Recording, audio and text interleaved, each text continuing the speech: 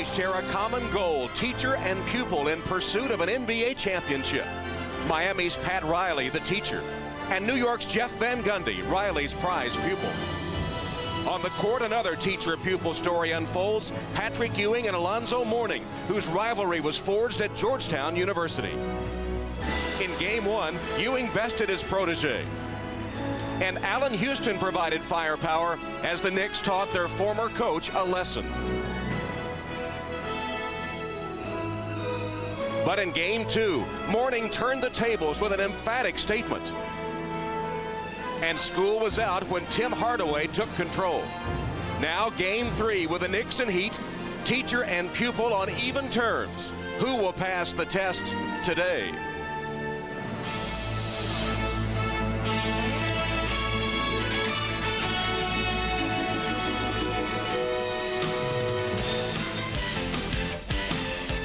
This is the NBA on NBC. The 1997 NBA playoffs.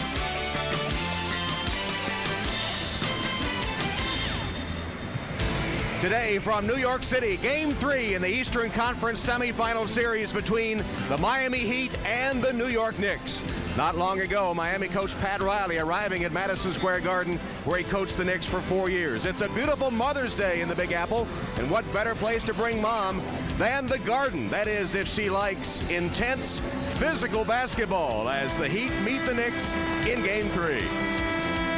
Hello, everyone, and welcome to New York, and happy Mother's Day. Tom Hammond and Dan Issel ready for this Game 3. Series tied, 1 win apiece. Dan, thanks in a large measure to Miami's Tim Hardaway. Well, you remember Tim Hardaway in game number 5 of the Orlando series said, "Give me the basketball, I won't let us lose." He did the same thing in game 2 against the Knicks, carrying the offensive load for the Heat. A lot of attention, of course, in this series on the two centers, the former Georgetown pivot men, Alonzo Mourning and Patrick Ewing, and so far pretty much a standoff. It really is, Tom, and the key will be who can stay on the floor. In game number 1, Zoe got in foul trouble, Patrick played well, and the Knicks won the basketball game. Game 2, Patrick got in foul trouble, Zoe played well, and the Heat won. We'll see who can stay on the floor today. And perhaps surprisingly, Allen Houston has been the main firepower for New York. Allen Houston is starting to shoot the basketball the way that Knicks fans hoped he would when he came here as a free agent at the beginning of the season. We'll see if Bashan Leonard, John Crotty can stop him today. That's right, and both teams hoping to get some others involved in the offense in this Game 3. From Madison Square Garden, the Eastern Conference semifinals, Zoe will bring the heat, but the Knicks feel right at home in their garden.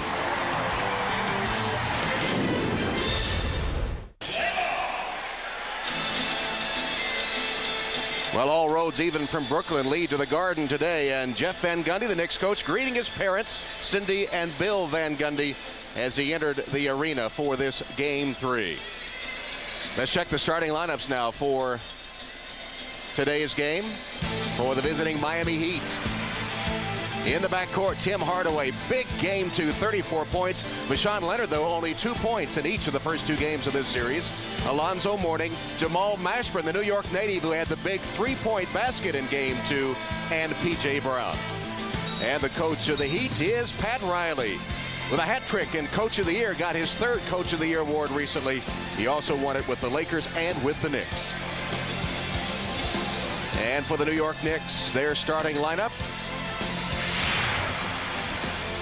In the backcourt, the hot shooting Allen Houston, and Childs, who has had a physical and verbal battle going with Tim Hardaway.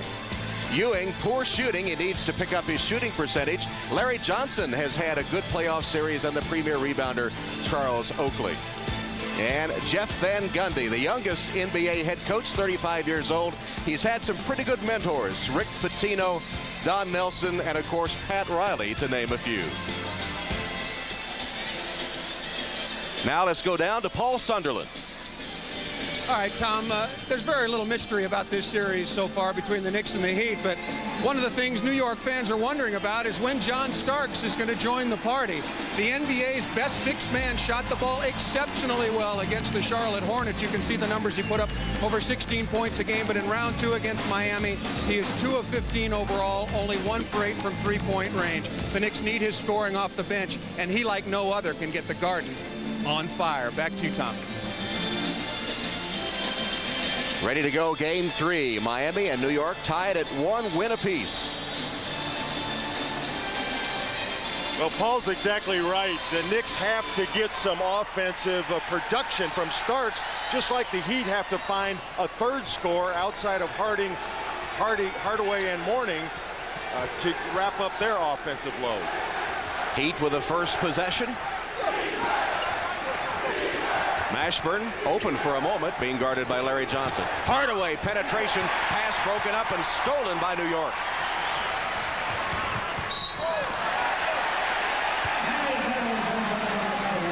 And a quick foul on Mashburn, first foul of the game. Hardaway probably should have shot that ball rather than trying to pass it. There were a lot of defenders in there. It looked like he had a clear look at the basket. Chris Childs will run the offense for the Knicks, being guarded by Hardaway. Behind the back, Houston fumbled for a moment but got the shot away, rimmed out and rebounded by P.J. Brown. Tom, look for Miami to really open up this game. They have younger, fresher legs, especially with another game tomorrow night. They concede the shot to Brown, and he misses. Wide open look. Rebounded by Ewing. Childs. Mourning intimidated him. Kicks it out to Oakley. He can't hit. And Mourning clears the rebound.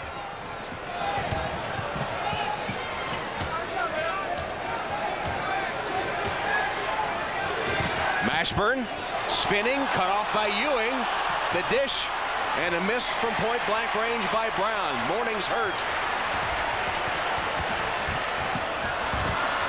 Sloppy play to open up by both teams. Mourning just now getting back down court. So's Larry Johnson. I think Mourning was hit across the bridge of the nose, and for a second or two wasn't quite sure where he was. I know the feeling. Johnson lost it. Neither team has yet been able to score.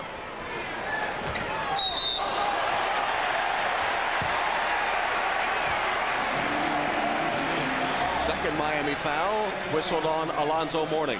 Both teams have shot horrendously in this series. Both teams under 40% for the first 2 games, and you wonder, Tom, is it the defense or are they just missing good shots? Well, we've seen P.J. Brown have a couple of good looks. He couldn't hit. Houston has twice been to the rim. That one will be ruled goaltending. Allen Houston finally gets the first bucket. See if we can get Mourning right there, hit by his own man. P.J. Brown is the one who hit him across the nose. So finally a basket. And a hand-checking foul on Childs, trying to stop Hardaway. Almost something like a basket. It still, still didn't go through, did it?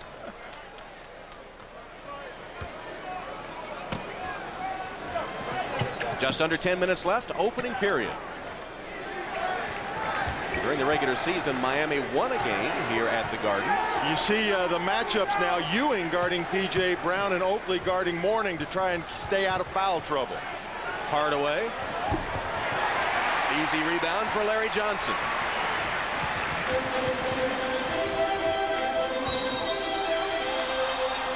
Ooh, offensive foul on Ewing. Trying to post up P.J. Brown. He got his hand out and called for the hook. Let's see right there, up and under P.J.'s arm. And the offensive foul on Ewing. So one on Mourning, one on Ewing, both coming on the offensive end. Miami has missed 3 shots and turned it over twice. Mashburn open 3. Similar to the shot he hit in game 2, which iced it for Miami. Mashburn has Miami's first bucket. And Pat Riley would like nothing more than to see Mashburn have a big game. He needs somebody else to help on the offensive end. And saying they need to manufacture some more shots for him. Tough underneath. Finally, Ewing pounds it home. His first basket. Mourning jockeying with Oakley for position. Foul called. Charles Oakley. The officials for today's game: Ed F. Rush, Bernie Fryer, and Joy Crawford. Tom, we talked about how important it was for both Patrick and for Zoe to stay on the floor. You sure don't want to pick up funny offensive fouls, and that's what both players have done in the early minutes of this game. Off a screen, Leonard. Finds Brown. Again, he's the open man. This time he hits. Only 1 of 3, but finally P.J. Brown gets one down, and Miami's up by 1.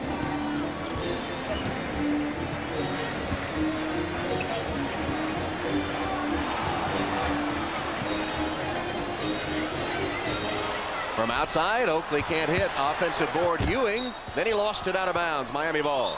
Well, if Miami's going to give up anything on the Knicks offensive end of the floor, they will be glad to give up that 18-foot jump shot by Oakley and take their chances. Mashburn, another 3. Jamal Mashburn with 2 3-pointers in 2 attempts, and Miami has its biggest lead.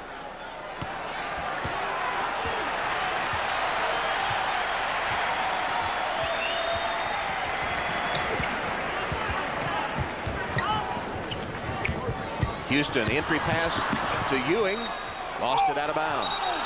And the Knicks are running, they pointed the wrong way. It's a Knicks ball, but the Knicks are running an awful lot of screens for Allen Houston. You got the feeling, talking to some of the players and to Jeff Van Gundy yesterday, they don't think Vashawn Leonard can cover Allen Houston. Houston with 27 points in game 1, 19 in game 2. Ewing. And Patrick Ewing has struggled in his shooting from the floor. Patrick coming into today's game only 14 of 43. And being criticized for taking that fall-away jump shot, Tom, instead of taking the ball strong to the basket. Patrick telling us that he's gotten some pretty good looks at the basket, just hasn't been able to hit. Mashburn, he's had the hot hand early. That's just inside the arc and short. Childs takes it on the fly. First 2 3-pointers came to him. He forced that shot. Knocked out of bounds. Last touch by Miami. New York controls with 19 to shoot. Childs just losing the basketball and telling the official, hey, it didn't go off me. And it worked. They'll get it back when we return to the Garden. 7:08 left, opening quarter. Miami on top. Welcome back to New York. If this game is a coaching matchup between teacher and pupil, there are many who think Jeff Van Gundy deserves to escape the shadow of Pat Riley, and Riley is one of those. I think when his contract comes up this summer, that he should make what Pitino earns. I mean that sincerely. I mean, people are going to laugh at me when I say that. Jeff is probably one of the youngest. He is the youngest, most gifted coach in this league. And I think the most important thing that Van Gundy learned from Riley was a work ethic. Both of them extremely hard workers. Allen Houston, his 4th point of this first period, and pulls New York within 2. Full court pressure from the New York guards.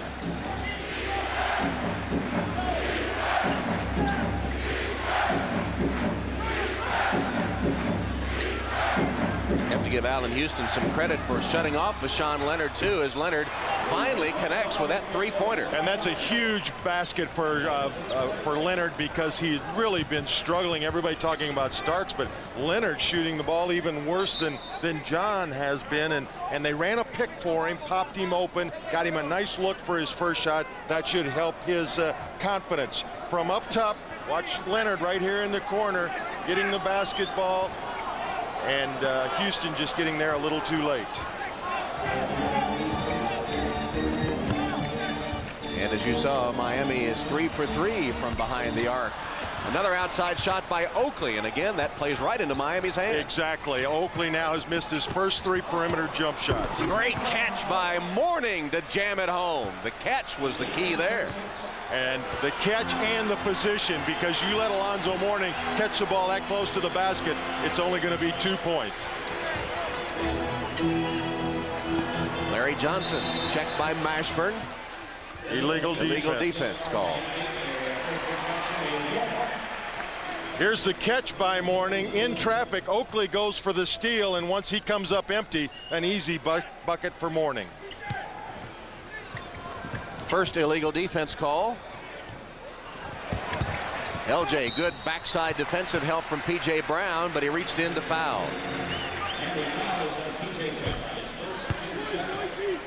First foul on P.J. P.J. Brown One of the top defensive men on this defensive-oriented Miami team. In fact, both these teams, as we mentioned, put a premium on defense. And if you take the ball to the rim, expect to get knocked down. Exactly, but that's what Larry did because he went right to the basket. Pretty good this season for Larry. Shot the ball well during the regular season, but the first round against Charlotte, of course, his old team, and so far in this series, even shooting the ball better. Had to listen to the critics all season long who talked about Charlotte getting the better of the trade with Anthony Mason and LJ performing below expectations in the regular season. He stepped it up in the playoffs.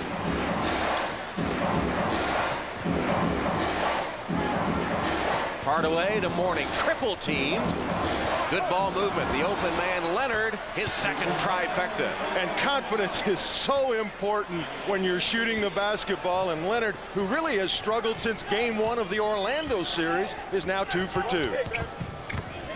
And Miami hasn't missed 4 for 4 from the arc. Childs blocked by Brown. Hardaway pushing the ball. Mourning with the jam from Hardaway. And Hardaway knew when he passed half court he was going to get a layup for Mourning because Mourning was running right down the middle of the floor. He drew the defense and got Mourning the easy shots. And the Knicks will take a 20-second timeout. Well, Pat Riley being voted Coach of the Year for the 3rd time. We asked him how it felt this 3rd time around.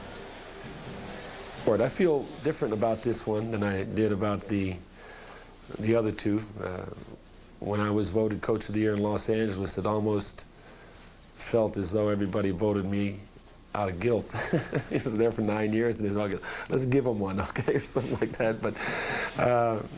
But it was a little bit different. The same thing in New York. I feel a little bit differently about this one because of the players and how much they have committed to it.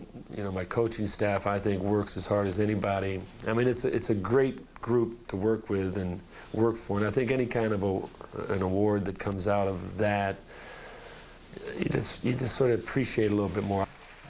I think the reason that it's so satisfying, Tommy, is because in LA and here in New York, the players were already there when Pat arrived. In Miami, he has built this team from the ground up. And Miami leading here by 10. After the Heat missed their first 3 shots, they've hit 7 of their last 8. And there's a steal by Hardaway. Attempted pass to Ewing, picked off by Hardaway. Mourning, low post, guarded by Oakley. Double down momentarily by Childs. Oakley got a hand on it. It'll be Miami ball with 11 on the 24. I'll tell you what, the Knicks aren't saving anything. They're letting it all hang out. What a great hustle play. Oakley and then Childs. But it's still Miami basketball. Jeff Van Gundy saying that was the difference in game 2. Game 1, the Knicks win in Miami. The Knicks are the more aggressive team. In game 2, he said Miami carried the fight to them and won the scramble for all the loose basketballs and other things. Shot clock to 2. Mashburn lost it. Shot clock violation. Well, I think that Mashburn was aware of the shot clock. He just didn't have any place to go. All of his teammates standing still with the defense set, and Jamal had to take it himself. Turnovers even up at 3 apiece.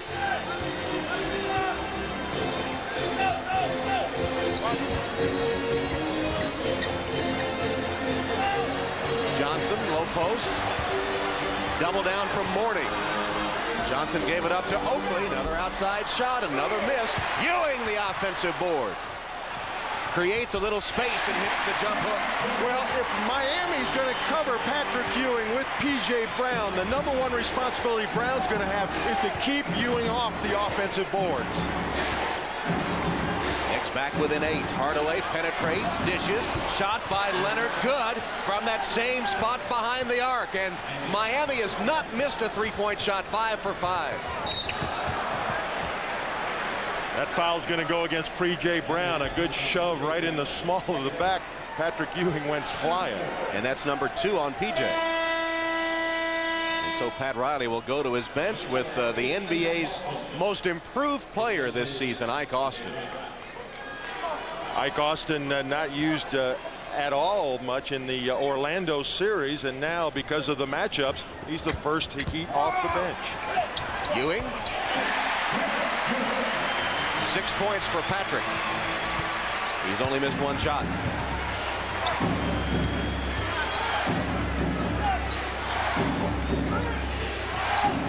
Hardaway matched up with Childs, whips it to Mourning. Ewing comes over to pick him up. He got rid of it to Leonard, and he hits another three.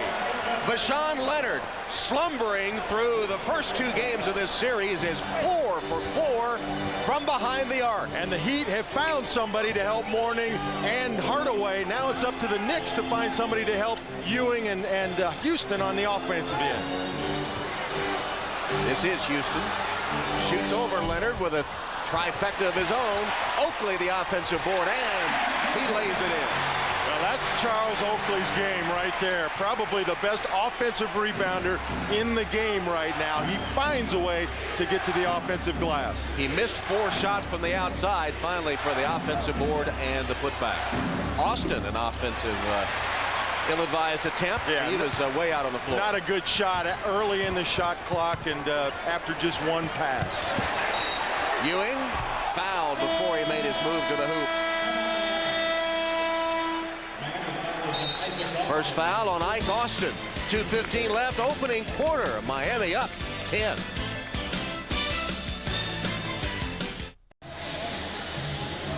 We're back in New York. You remember earlier Alonzo Mourning took a shot to the nose. Remained in the game. Paul Sunderland, do you have a report on his condition?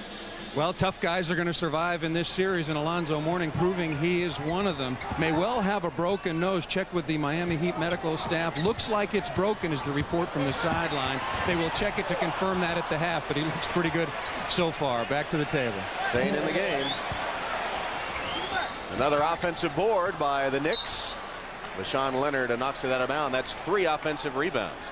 Let's go back to when Mourning was hit in the nose, and it was by his own teammate, P.J. Brown, and you can see immediately Mourning in a lot of pain.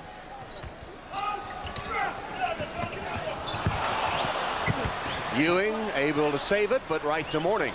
Here comes Miami. Leonard, he's had the hot hand, now guarded by John Starks, who makes his first appearance in the New York lineup. Starks, as we heard earlier from Paul, has struggled. 2 of 15 shooting in the series. Hardaway, 3-pointer. Miami's first miss from beyond the arc after they hit their first 6. What a great play by Ike Austin, too, falling out of bounds. Austin able to knock the ball off of Oakley, and Miami retains possession. Heads up play. Ike Austin, shot clock at 3. Mourning was aware of it, got it away, but came up way short. Childs, quick outlet to Oakley. Starks spotted the 3. And he still cannot buy one. 2 for 16 shooting now. Well, Leonard has been untracked. Missed that one, however. That's a tough shot for Starks to take the way he's struggling. You need to get him an open shot, an easy shot to build his confidence. He took that 3-pointer with somebody right in his face. That basket by Childs will not count. Foul on Leonard. Ask an insider about life in the NBA playoffs. Send an email to your favorite NBA player, coach, or expert analyst from anywhere in the world via NBA.com, the official website of the NBA. Here's Chris Childs at the free throw line in his 3rd season from Boise State. And that's his first point. And he a free agent acquisition also. Great defensive player, like a true point guard. He looks to pass first, shoot second, and you got to keep him on the outside. Don't let him get inside, pass off for the easy baskets. His battles with Hardaway have been epic, both in words and in deeds. And we asked him Hardaway about it yesterday, and what about Chris Childs? The answer? Silence. Not much silence on the court, though, when they're matched up with each other.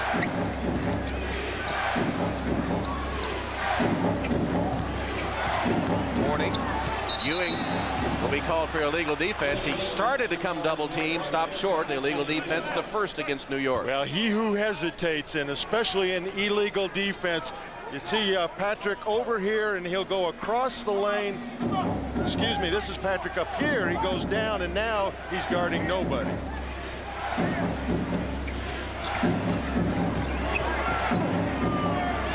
Austin had the shot, passed it up. Mourning partially blocked, he got it back. Hardaway for three. Strong rebound by Charles Oakley. And he whips it to Starks in front court. Deflected by Austin. Mashburn for three. There's Ike Austin again. He's everywhere. Boy, is he working hard, especially on that offensive glass. Final 3 seconds of the quarter. Hardaway forced it up as the quarter comes to a close. Once again, the Miami Heat have been the more aggressive team. Larry Johnson and Alonzo Mourning being separated on that flurry at the end of the quarter. But Vashawn Leonard is the story, breaking out of his slump with 4 3-point baskets. At the end of the first quarter, Miami leading New York 24-16. You're watching the NBA on NBC.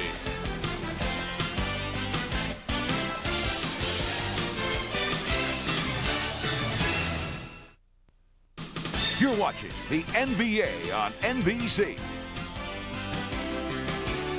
The 1997 NBA playoffs. I wish you'd be here, Mom, but I know you're going to be watching the game, and, you know, I want to wish you all a happy Mother's Day, and I love you, and we'll try to win this one for you. Tim Hardaway with a Mother's Day message for his mom, Gwendolyn, and we saw his shoes on the back of his shoes.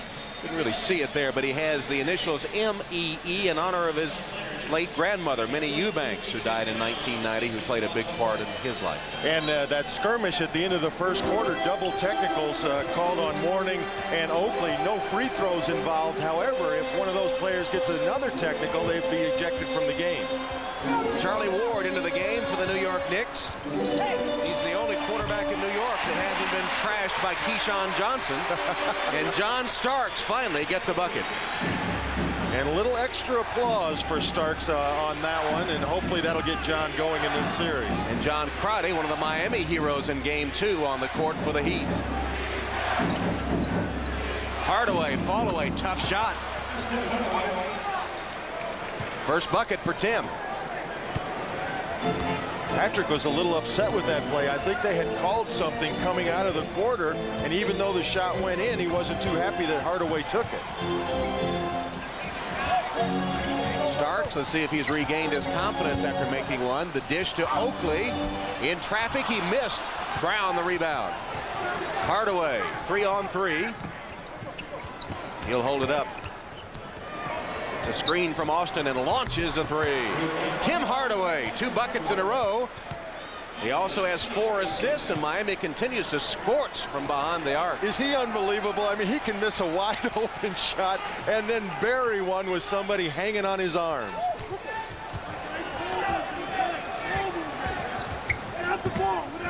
Charlie Ward, you think Keyshawn Johnson doesn't realize he played quarterback? He'd have put him in that book too. Larry Johnson, blocked by Brown. Starks with 1 to shoot, got it away. But Brown takes it away from Oakley. Miami has it back. It's been all the Heat here in the early going.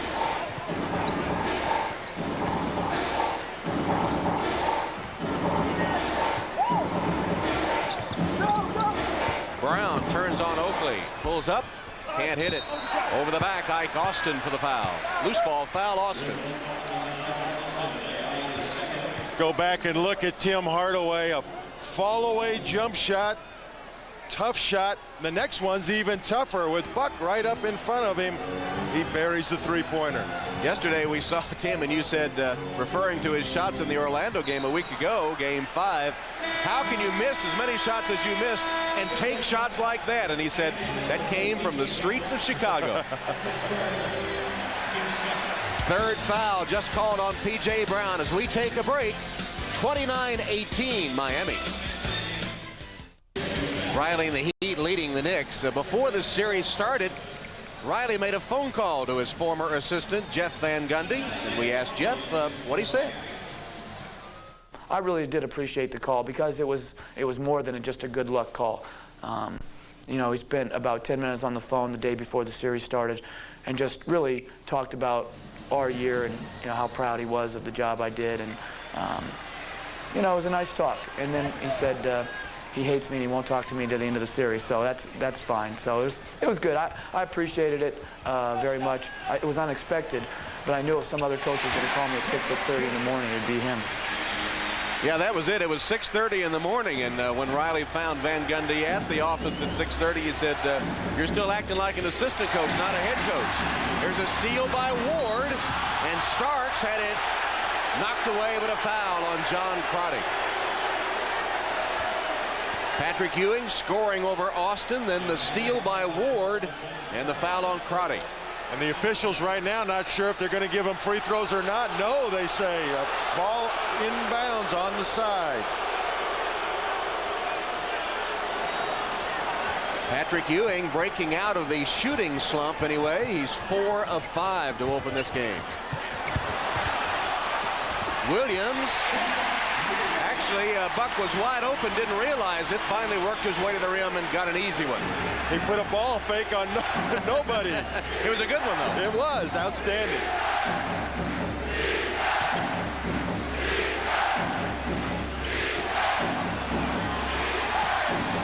Shot clock to 6.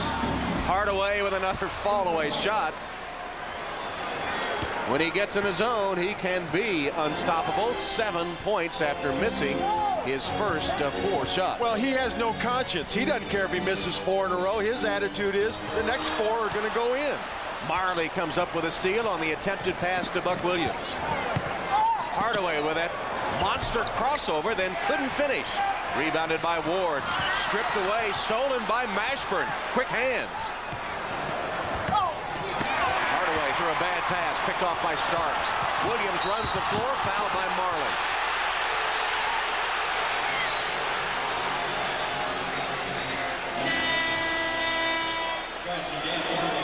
And this is a veteran player. You see Buck gets hacked bad, but he still gets the ball up to the basket, ensuring him 2 free throws. And then Dan Marley with a little grin on his face, reaching out and grabbing Buck to make sure he doesn't hurt himself. This has been a very physical series. Not much affection between these two teams. And the Knicks finally get their first fast break of the day, but Williams misses the free throw. Well, this series will resume tomorrow night from the Garden. That game on TNT. Vern Lundquist and Doc Rivers sitting not far from us, getting to swing into action tomorrow night. Also the Lakers Jazz tomorrow night on TNT. Well, Buck misses 2, and the Heat with the ball up 31-22.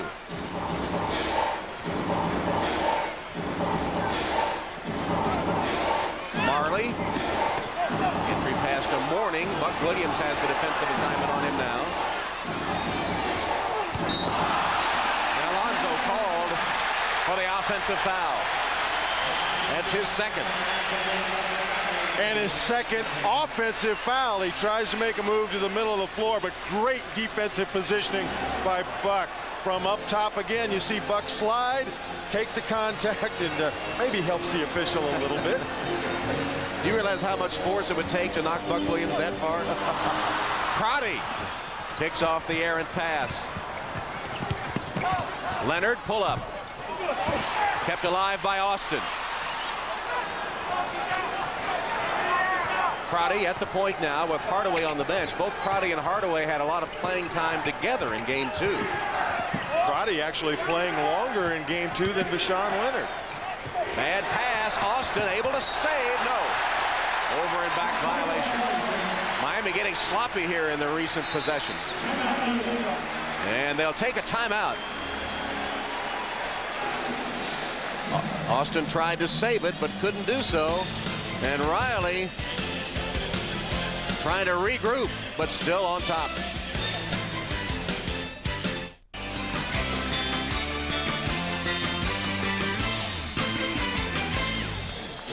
Game 3 Eastern Conference semifinals. The usual complement of celebrities. Tom Brokaw, John F. Kennedy Jr., Woody Allen, Sun Yi, Spike Lee in his normal spot with his orange and blue, Richard Lewis, and Dan Issel. Paul Sunderland, Tom Hammond here as well. It's been all Miami. New York cutting into the lead a bit though in recent minutes. Here's John Starks. Ewing Missed it from point-blank range. Marley takes it the other way.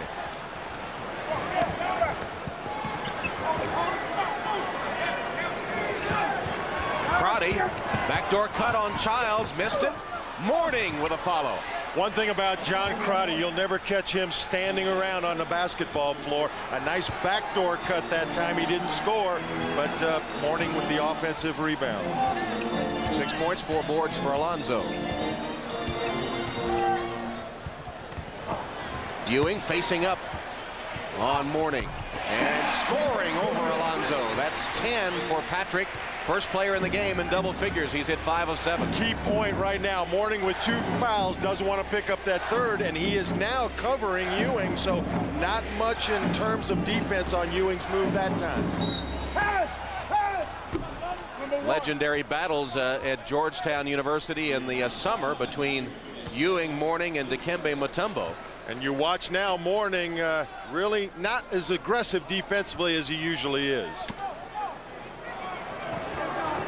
Patrick Ewing just picking up his 2nd foul.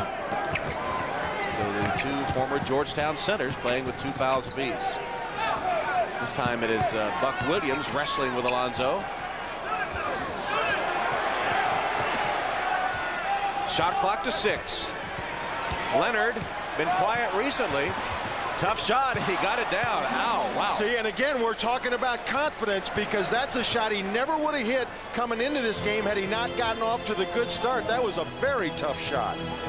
Now with 14 points, 5 of 7 shooting. So Ewing in double figures for the Knicks, and point honors for the game with Sean Leonard.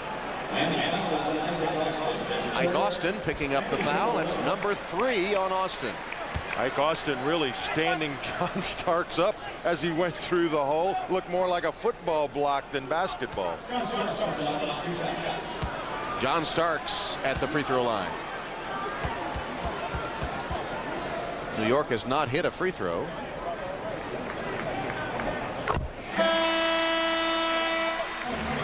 John Starks, instant offense off the bench, of course, won the 6-man award this year. And he does have the ability to excite this New York crowd. So far, Miami has kept him pretty much in check, not only today, but certainly for the series. And kept the crowd in check, too. That's an important point. Miami, with the big lead, is able to effectively silence the Garden crowd. Alonzo Mourning and a little shoving drew a reaction that time, but the free throw good. And Miami with the ball, leading 35-26. Tim Hardaway's gotten a good long rest spelled by Crotty at the point. Screen and roll for Leonard. He feels it. Mourning. And it'll be Miami ball. As Childs was on the baseline. Here they are the other time on that last free throw. Now, I'm not sure, but I think they might have been in the lane a little early that time. You think so? Since the shot went in, there was no call. Had the free throw been missed, would have shot that one over. Childs didn't intend to be in the lane that early, but he was thrown in there by Mourning. Alonzo facing up on Ewing. Nobody to rebound for the Heat. It's Childs for the Knicks.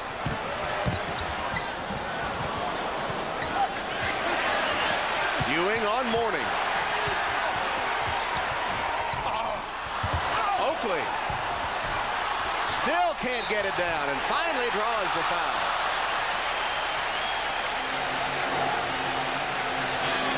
And that's what Charles Oakley does best. You see Patrick trying to go to the basket this time, not shooting the fall-away jumper. Oakley misses the first one, but he keeps right after it. Upset with himself that he didn't get that one to go down as he slams the basket standard. Foul number 2 on Mashburn. Oakley's only 1 of 7 shooting, but he does have 5 rebounds, 4 of them off the offensive glass. And the free throw. Don't forget, coming up next, Charles Barkley, the Houston Rockets, taking the floor against Shawn Kemp and the Seattle Sonics. And then later today, the Chicago Bulls and Michael Jordan meeting Dikembe Mutombo and the Atlanta Hawks as their conference semifinal continues. And of course, the Sonics series, the Sonics have to win that game. Houston winning game 3 in Seattle. And everybody ready to write the Bulls off. But after the second half yesterday in Atlanta, might be a little premature. Chicago just exploding in the second half at Atlanta after trailing at halftime by 6, finally winning by 20. Atlanta scoring only 28 points in the entire second half yesterday. This game, the first of 3 on NBC today. Chris Childs just committing his second foul. Tim Hardaway is back for Miami.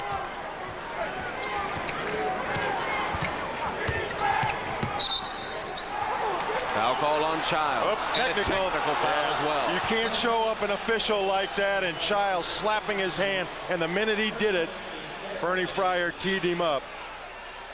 Here's the foul, and then watch the reaction right there with the slap of the hand, and that's a technical. So the personal and the technical foul on Childs. He has 3 fouls. Tim Hardaway.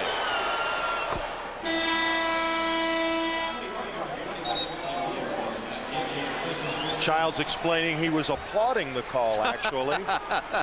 Nice try. And he'll go to the bench. Charlie Ward returns.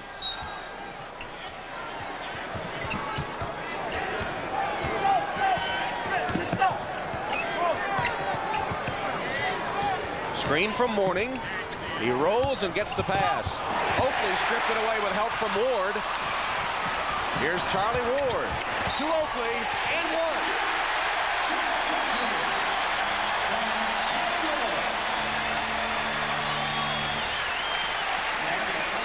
This is a real bad play by Vashawn Leonard. You see a great play by Charlie Ward reaching in and slapping it away. The fast break to the other end, and watch Leonard. He has no chance to stop this or defend it. All he's going to do is give the Knicks an extra free throw.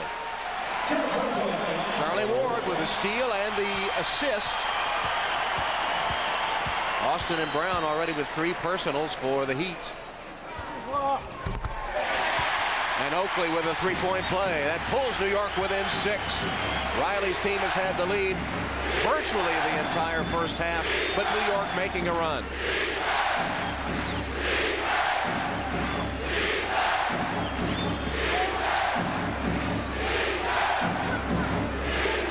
Ewing guarding Mourning as Marley fires from outside. Picked up by Mashburn on the long rebound.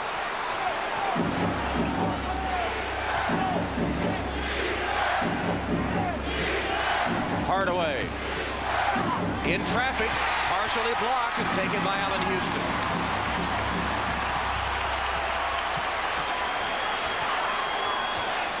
Oakley posting Marley. Missed it again from in close. Charles did a little too quick that time. Hardaway missed, tapped in by Mashburn. Jamal Mashburn, the New Yorker, having a good first half. Oakley had Marley on him at the other end. That's a mismatch, but Charles got a little too quick getting the ball up to the basket. You got to take your time when you have the mismatch like that. 3 minutes left in the half. Wide open Oakley again to Ewing. Another offensive rebound momentarily for Oakley. It'll be, though, Miami's ball. They say Charles touched it last. You're watching the NBA on NBC.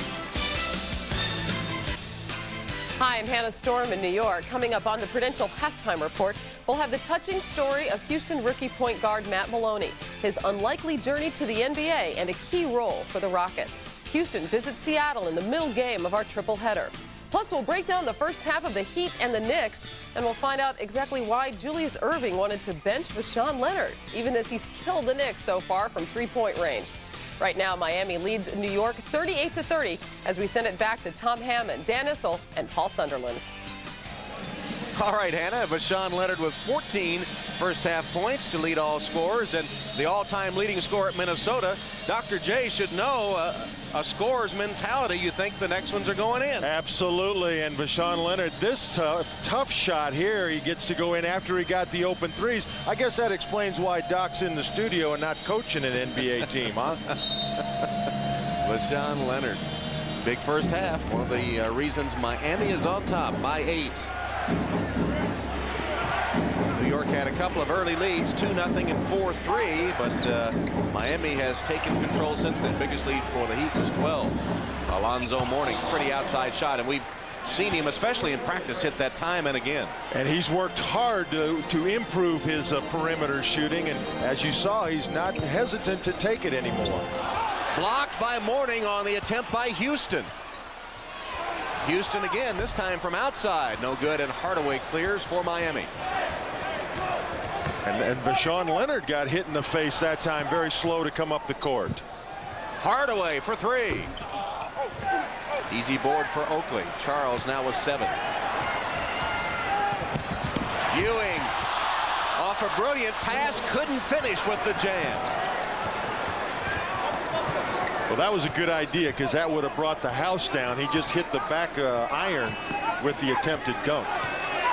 3 crossovers by Hardaway, still can't shake Houston. Look at this. Marcus Haynes lives. Leonard. Rebounded by Oakley. Leonard thought he was fouled that time by Charlie Ward, and I'm not sure he wasn't. Miami by 10. 1:30 left, first half. Larry Johnson's been quiet. Over Mashburn. Ewing with an offensive rebound. Mourning had inside position. Ewing went up top to get it. Oakley.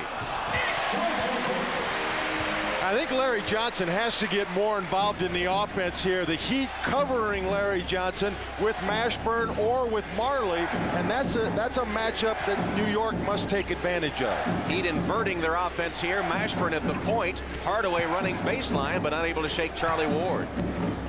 Mourning's open. Again, that pretty outside shot. Alonzo Mourning, he's in double figures. And a good job of Miami running their offense that time. They brought both Hardaway and Leonard off of the Mourning screen, and Zoe popped open. Houston misses. Hardaway has it. 35 seconds left, second quarter. About a 15-second differential. Leonard launches the 3. Ewing skies for the rebound. And New York will hold for the final shot.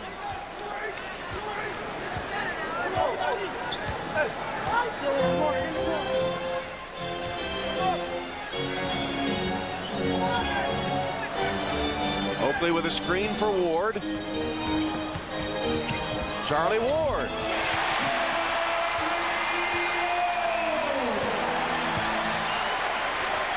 And Mourning appears to be hurt, writhing on the floor as Mashburn gets away a final shot, then comes up short. Mashburn still remains on the floor beneath the New York goal. Slowly getting to his feet.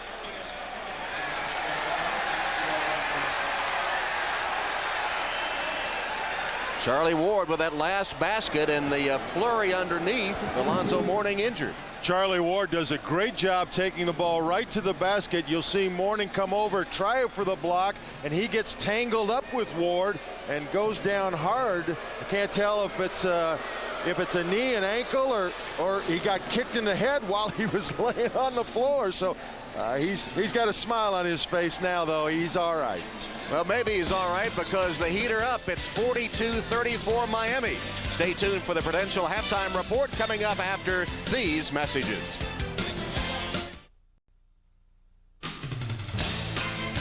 This is the Prudential halftime report, brought to you by Prudential, bringing strength and stability to America's families through insurance, healthcare, real estate, and financial services. It's halftime at Madison Square Garden with the Heat leading the Knicks 42-34. Vashon Leonard leading the way for Miami with 14 points, including 4 3-pointers. Hi, everybody. Hannah Storm along with Dr. J, Peter Vesey, and Mike Fratello. We will discuss Doc's halftime point regarding Vashon Leonard in just a few moments. We have some things to discuss with you, Doc. But first, following the Heat and the Knicks, we've got Houston and Seattle. The Rockets lead the series 2-1, and a guy playing a key role is a rookie point guard by the name of Matt Maloney. Maloney is an unusual success story, one of the few Ivy League players in the NBA. The former University of Pennsylvania star was not even drafted, but he was the only rookie this year to start every one of his team's games. His is a story of beating the odds and overcoming a family tragedy. With the first pick in the 1996 NBA draft. I wasn't preparing to be drafted. I was preparing more for the harder road and maybe spending a year or two in the CBA and just getting on with the team through training camp. With the 58th and final selection in the 1996 NBA draft. I'm only 2 years removed from college, and I'm doing the things in this level that I believed I could do, that some people obviously didn't think I could do. Matt's father, Jim, was a longtime assistant coach at Temple. He suffered a fatal heart attack last May, just months before Matt realized his dream. I think it was tough last spring when my father passed away, and I was asked to go to a number of camps that spring, and you know, it was very difficult. We were all a little sad because Jim was not able to see this, and they worked so hard together to get here. It was my first time playing without my dad being around, or without being able to call him after it and talk to him about it. But you know, I think it was something that my father wanted me to do, was to continue to play basketball and try to succeed and do the things I could do and to apply his knowledge onto the floor. I'll be alright if you help me. I know you're looking down from heaven, and I won't let you down. I'll be everything you taught me. My father was a coach at Temple, and when I was growing up, I learned the game through him and the fundamentals, and watched a lot of the games, the pro games, and learned a lot of it through him. He was just a very special man, and a guy who was sacrificed a lot, just about everything you can think of, to make sure that his kids could be successful. He'd leave my practices and go to Matt's practices. They played together all the time, and you know, even when he was at Penn, and then he went to the CBA, when he was home, Jim would take him out. They would find a gym, or they'd go to an outside court, and they would do drills. He would always spend his time always asking me questions about, how do you think, and what do you think is the most important position? I would always tell him that the point guard, leadership. Jim said, you know, I heard you might be coaching the CBA team in Grand Rapids. Would you work with him, teach him how to be an NBA point guard? My father asked him if he would, you know, draft me, and because he knew him and he trusted him, that he would put me in the right system and learn the game, or learn the point guard role. We met at the end of the season during the playoffs in Quad City at a little Ramada in there, and Jim just said, thanks a lot, you know, for working with him. You've really helped him, and I think he's ready. It was the last time he ever saw him play. I remember his father coming home last spring. I remember saying, oh, he came into the house and he said, he's ready. He's ready. I think it was almost like, I can't do anything. I can't teach him anything more. He knows what he needs to know. I was watching Matt the other day, and I could see Jimmy in him. I was watching the calmness and his concentration in terms of what he had to do. Jimmy was that way. Last summer was very difficult for the whole family, for the children. And I think that what Matt has done has helped the whole family, because it's distracted us and it's helped us focus on something really wonderful. James Maloney, husband, father, friend, teacher, role model. The fact that he's not here to see it is definitely something that kind of hurts a little bit, and hurts my family a little bit. I think that's something that we all realize is something that he really wanted to see happen, and everything I've accomplished this year is definitely a great tribute to what, you know, the hard work I've put in and the hard work that my father has worked to teach me. Jim Maloney's son has shown great tenacity and continues to do so here in the playoffs. After a bad Game 2, Matt Maloney bounced back with 19 points in Game 3, including a couple of big three-pointers in the fourth quarter. Maloney and his teammates look to take a 3-1 lead with the Seattle Sonics in the middle game of our triple-header. And then Chicago plays Atlanta in Game 4 of that series. The Bulls lead it 2-1. When we return, we'll talk about the first half in New York, the Heat, and the Knicks. But first, a message from Prudential and a word from the NBA.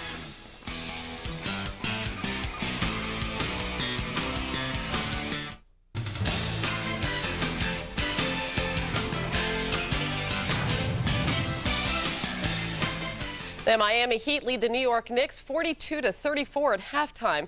And in case you missed it during Showtime, Julius Erving actually suggested that the Heat bench Vashawn Leonard in favor of Dan Marley. Leonard had been, to be fair, 1 for 11 in Games 1 and 2. But here in Game 3, apparently inspired, he has already hit 4 3-pointers and has 14 points.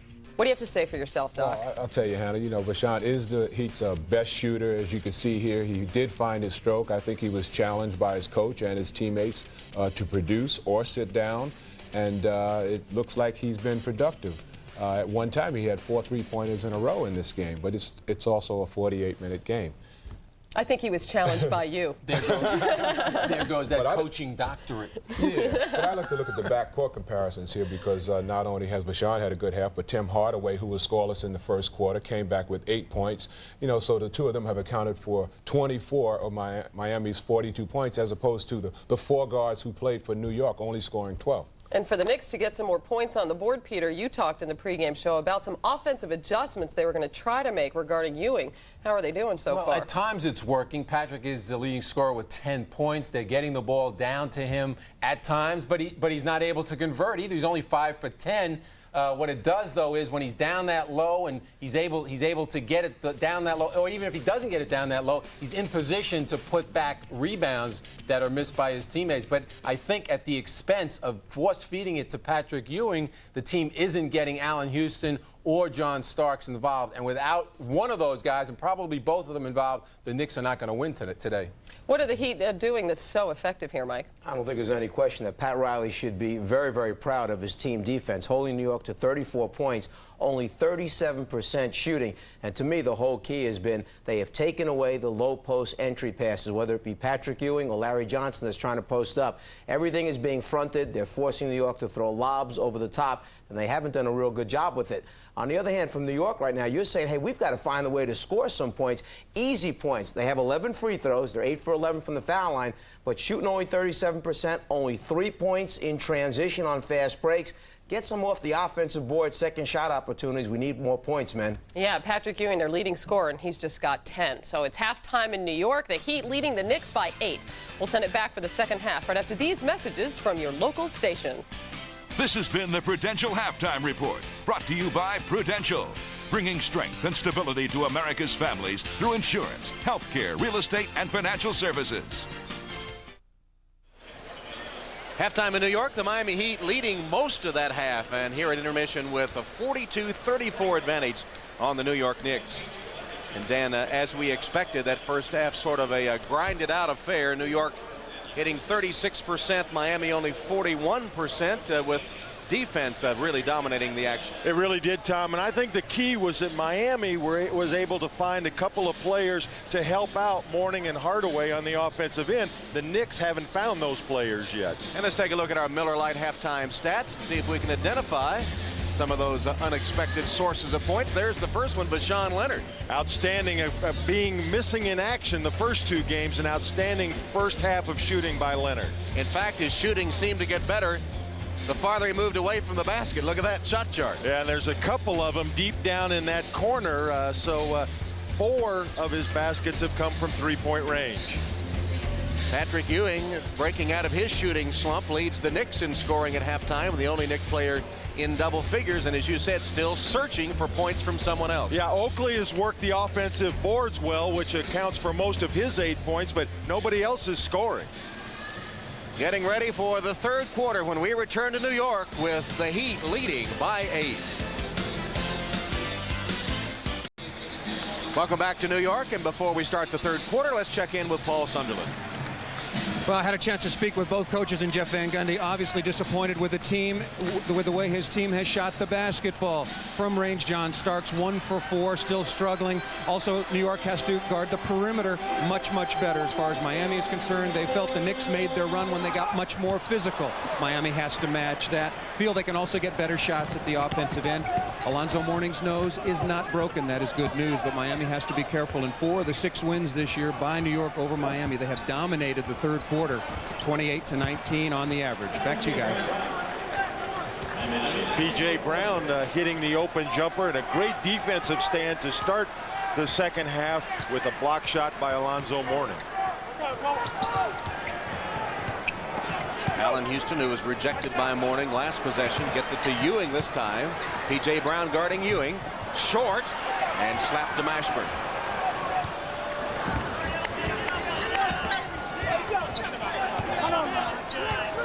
Mourning sets a screen for Mashburn, rolls to the hoop and gets the pass.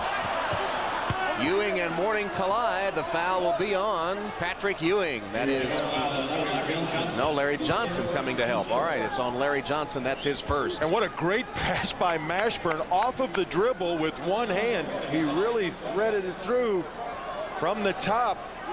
You see the foul. They called it on Larry Johnson from the backside. Well, Alonzo Mourning, who has been more like Shaquille Mourning in the playoffs with his free throw shooting. And we've already seen him demonstrate that shooting out to 15 feet. And we've seen the shot blocking as well. Big key in this game. Both Mourning and Ewing able to escape the first half with only the 2 personal fouls. And Ewing escaping that last one as he collided with Mourning, to the foul instead called on Larry Johnson. Mourning, though, misses the free throws. It remains a 10-point Miami lead. Johnson against Mashburn. There's the double team from Mourning. Oakley from outside. Still can't buy one from that range, but the long rebound into the arms of Larry Johnson. Nice pass to Oakley, stripped away by Hardaway. I think Johnson's going to have to be a little more selfish, Tom. Start taking that shot. I don't think Mashburn can guard him on the low post by himself. Hardaway worked himself free. Rebound to Childs.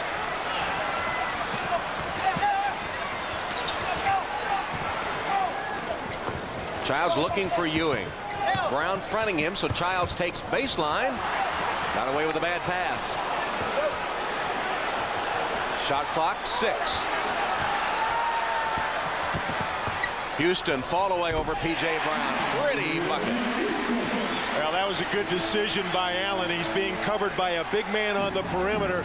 Get that big guy to move his feet, then take that fall away shot. Only 3 of 10 shooting by Houston today, who's been so hot for New York in the playoffs. Hardaway threw a bad pass intended for Mourning.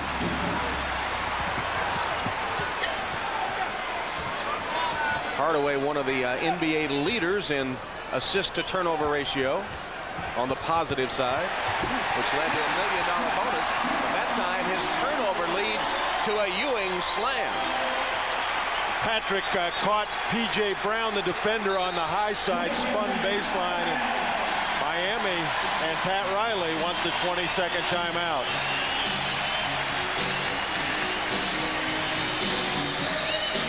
See P.J. Brown getting on the high side, and an easy shot for Patrick.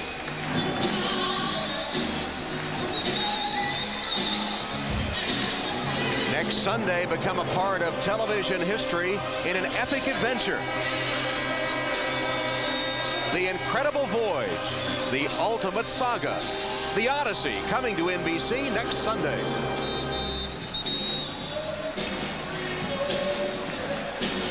These two teams playing 3 games in 4 days. They'll swing back into action here in New York tomorrow. Wednesday back to Miami, if necessary. Game 6 Friday here in New York, and Miami Sunday, the 7th and deciding game if necessary. You have to wonder, these 3 games in 4 days, how do they affect particularly Patrick Ewing and those sore knees? Yeah, I think coming back as quickly as they're going to come back tomorrow night, that really plays to the advantage of the Miami Heat. Best road team in the NBA during the regular season, trying to steal one here. And speaking of steals, Larry Johnson to Childs, and a foul. And that's going to be number 3 on Mourning. Maybe not a smart decision by Zoe. Childs had inside position. He tried to block it from behind. Mashburn losing the ball to Johnson, and Johnson with a nice cross-court pass. And you see Zoe from the backside trying to block it, and probably not a smart play by Mourning. Chris Childs at the free throw line for New York. Miami continues to have only 1 point from the free throw line in the game. That was a result of the Childs technical foul in the first half, which Hardaway hit. Alonzo Mourning just missed 2 a moment ago, so Miami is only 1 of 3 from the free throw line, and yet still up by 5. Hard to believe, as physical as this game is, and as hard as both teams are taking the ball to the basket. that at this point Miami would have only 3 free throws. Knicks closed to within 4. That's the closest it's been since early in the first quarter.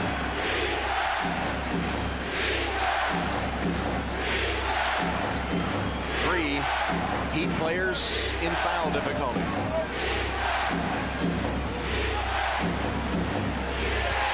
Great anticipation by Oakley to pick that one off, and New York with a chance to pull even closer. That's a second steal because Mourning not holding off the defender in the low post. Larry Johnson posting Mashburn, now taking him to the basket. Foul Jamal Mashburn. And that'll be his third. And I don't know why Johnson isn't doing this every time down. He's only had 2 shot attempts, and that's what Patrick's telling him. Saying, Larry, you've got a mismatch. You've got to take him to the basket, put the pressure on Miami's defense. So LJ at the free throw line. And the Miami foul woes continue to mount. Mashburn joins the players in foul trouble with 3 as Larry Johnson has risen to the task in the playoffs. A large part of that, of course, his statistics in the 3-game series against Charlotte, the team that Larry Johnson used to play for. And one of the things he has really done is improve his free throws. Despite that miss, he is 19 of 21 from the free throw line in the playoffs. 1 of 2 makes it a 3-point game. The Knicks have scored 7 in a row, and it's 44-41 Miami. Big sports day in the Big Apple. Not only this game, but the Rangers and Devils in their series, and the Yankees getting their World Series rings at the stadium today. And Dan Issel, Hall of Famer, is in town for Game 3, Miami and New York, and the Knicks on a 7-0 run. Oakley called for the foul on Mourning. And that time, it goes back to what we were talking about earlier. That time, Mourning saying to Leonard, throw the ball over on the side the defender is not, and I'll be able to hold him off. Oakley won't be able to get around and make the steal. Instead, he makes his second foul. Hardaway against Childs. Off a screen, Leonard open. He's cooled off since that torrid streak he had to start the game. Well, he started off 4 for 4 and has since just made 1 out of 7. Ewing out on the floor, puts it on the floor against P.J. Brown and scores. Patrick Ewing. Well, with Miami in all the foul trouble, believe you me, New York knows it, and they're going to spend the rest of this game taking the ball hard to the basket. That's a 9-0 run for New York. Fall away, Hardaway. It was the Hardaway, and Mourning saves the possession for Miami with a jam off the offensive board. Miami's lead back to 3.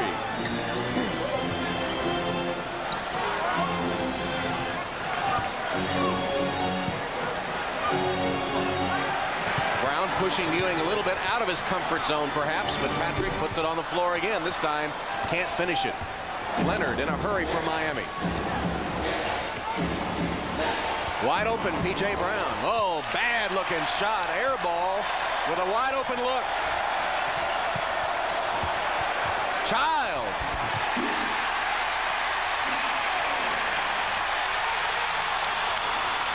Hardaway able to save that pass to P.J. Brown. Miami with the ball up 1.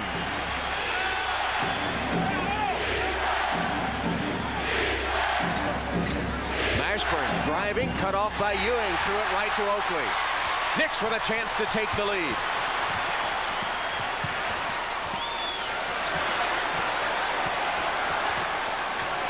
Larry Johnson against Mashburn, passed up the shot. Now backing in. Fall away. New York in front.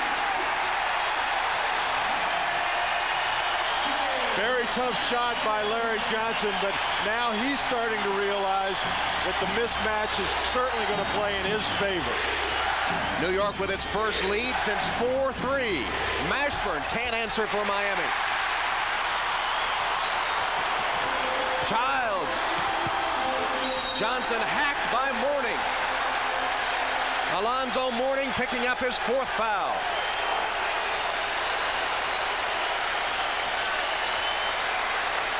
Larry Johnson really starting to get involved in the offense. See him take Mashburn to the middle of the floor and the fall-away jump shot. And then the last play going strong at Mourning, picking up the 4th personal foul on Alonzo. And now Joey Crawford involved in a discussion with Johnson, Oakley, and Ewing. There's been a technical foul called, and it's going against New York. I'm not sure who it's against. Oakley, Johnson, and Ewing all trying to find out the same thing, but Hardaway's at the other end of the floor shooting a free throw. Technical foul on Larry Johnson. As Patrick Ewing discusses it with Joey Crawford. And now on the Alonzo Mourning personal foul, Larry Johnson at the line. Mourning goes to the bench with 4 fouls, replaced by Ike Austin. You see the hard foul by Mourning, and Johnson and Zoe have had something going ever since their days in Charlotte together, and they're not the best of friends. Larry's going to prove to Mourning, I'm not going to take that physical stuff. It cost him a technical foul, but he made his point. Former Hornet teammates squaring off on that one. The key point in the game now, Tom. There's 5.5 minutes to go. You know Mourning won't be back in this quarter with the 4 personal fouls. It'll be up to the rest of his Heat teammates, see if they can't hold off New York to the end of the period. Johnson again hits 1 of 2. New York leads by 1, 48-47. This third quarter so far has belonged to New York.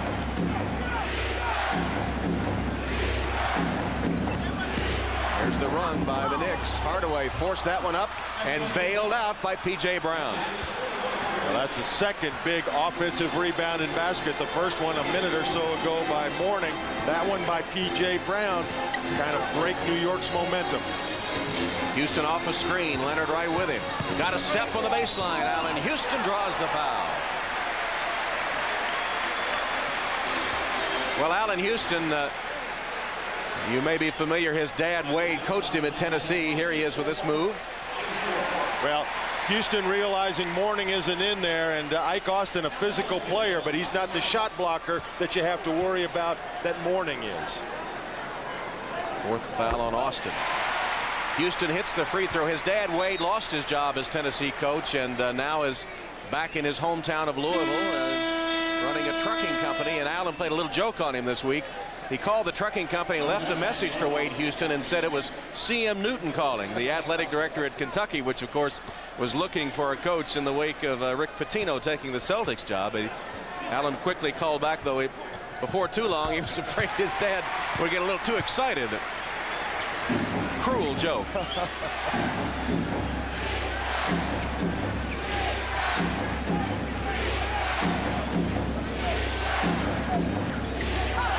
Hardaway had it taken away by Childs. Chris Childs with a pull-up, feeds inside instead. Ewing to Oakley, and 3-second violation against New York. They overpassed that time. Yeah, they really did, and that's what resulted in the 3-second call being made. Oakley positioning himself for the offensive rebound. He thought that the shot was going to come up first here, then there, and you see Oakley never got out of the lane. Hardaway with that crossover on Childs. Oakley tries to help. Let's see who the foul will be on. It's on Childs. And that is number 4 on Chris. He's the first Knick in serious foul trouble. Well, you never want to say that Hardaway is taking too much on his shoulders, Tom, because he can hit some unbelievable shots. But the last 3 or 4 trips, Timmy's gone to the middle, taking the shot himself. He's got to get his teammates involved here. Saw Charlie Ward in for Childs and taking up the defensive duties on Hardaway. Pick and roll. Brown back outside. Hardaway for 3. That is an impossible shot. Charlie Ward was all over him. But he can do it, and that's his way of playing the game. He's never afraid to take the shot in any circumstance. Dozen points for Hardaway. Miami by a deuce.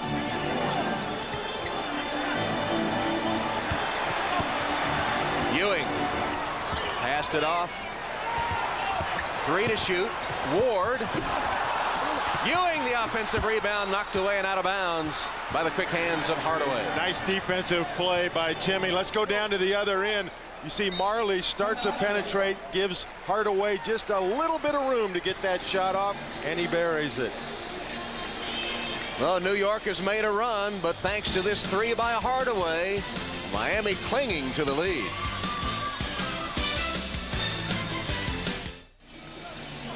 They bill it as the world's most famous arena, Madison Square Garden, so we asked New Yorker Jamal Mashburn if he would be awed by his first playoff game in this building.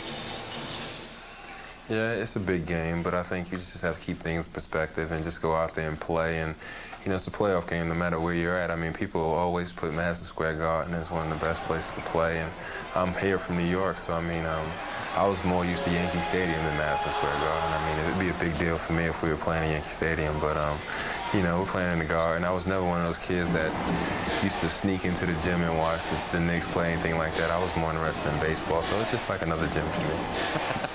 Yankee Stadium? I think he'd have too big a strike zone for Yankee Stadium. Nobody's guarding him now. Mashburn missed the shot, though, after getting the rebound on the defensive end. Miami will get another chance.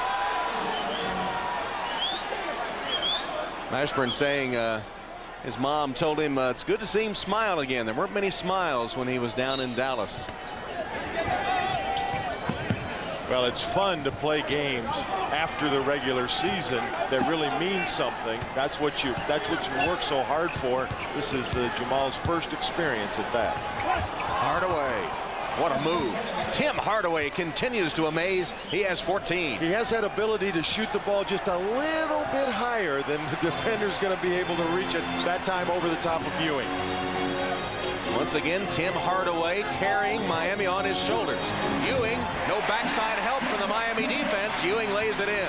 Well, that's a good point. If you're going to front Ewing on the low post, you got to make sure you've got defensive help behind it. Here's the ball in the hands of Tim Hardaway again. The cutting Leonard from Hardaway. Tough shot by Sean, but that's the way you'd have to deal with a shot blocker. He shot that ball right in Ewing's face. First basket in the second half for Leonard. He has 16 in the game.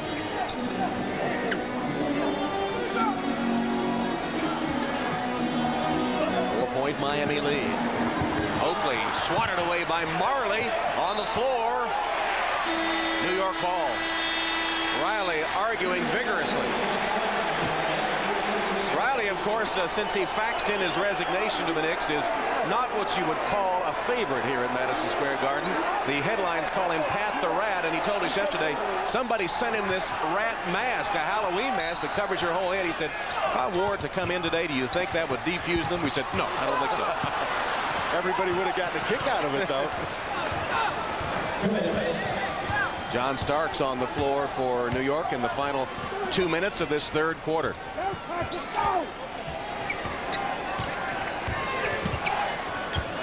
Nine-4 run, even though Zoe went out of the game.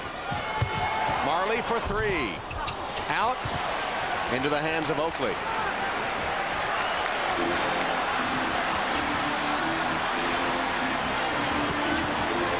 Starks. Rebounded by Johnson. That'll be a goaltend, went in anyway. Larry Johnson, only 2 points in the first 2 quarters, has scored 6 in this third. And I think Larry might have gotten away with a push on that one. You see Mashburn go flying out of bounds. Johnson with the offensive rebound, and the goaltend by P.J. Brown. 2-point game. Oakley doubling Hardaway. Then he gets back. Fall away baseline. Hardaway went halfway down, came out to Starks. Hardaway and Starks scrambling, taken by Leonard, and he's fouled. And the Knicks bench can't believe that call. They're going crazy over there. It looked like Vashawn Leonard kind of throws the ball up. Great job by Hardaway knocking the ball around and away. Wow. And Leonard just kind of throws the ball up there. That didn't look like much of a foul, considering some of the things that have been let go so far this game. And Leonard rolls it in. Did you see Hardaway, while laying on the floor, managed to get a hand on there to deflect the ball further? He has been amazing, but we've come to expect that from him these last few games. And he's going to get a rest here, probably just for the minute that we have left in the third quarter. John Crotty has checked in, and we'll see if Hardaway isn't back to start the fourth. Miami only 3 of 5 at the free throw line for the game. Leonard sinks 2. And the Heat reclaim their 4-point lead.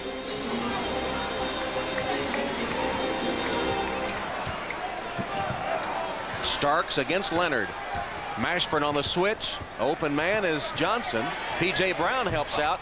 Johnson misses from outside. Ewing, perfect timing on the offensive rebound. Then he gets the roll. Well, what happened was switching defense by Miami. They wound up with Mashburn guarding Ewing underneath the basket, and that's why Patrick was able to get the offensive rebound. 18 points, 9 boards for Patrick.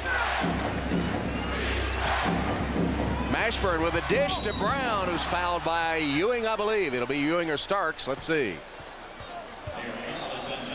It's on Starks. Starks first, as Ewing once again escapes the personal. Mashburn does a nice job getting to the middle of the floor, dishes it off, and the foul again from behind. And it's about the second or third time they could have called Ewing for his 4th personal. Brown misses the free throw.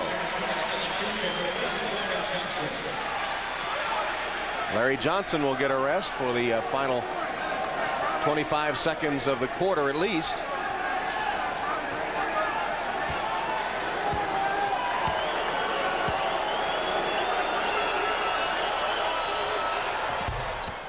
One of 2 at the line, P.J. Brown. It's Miami 59, New York 56.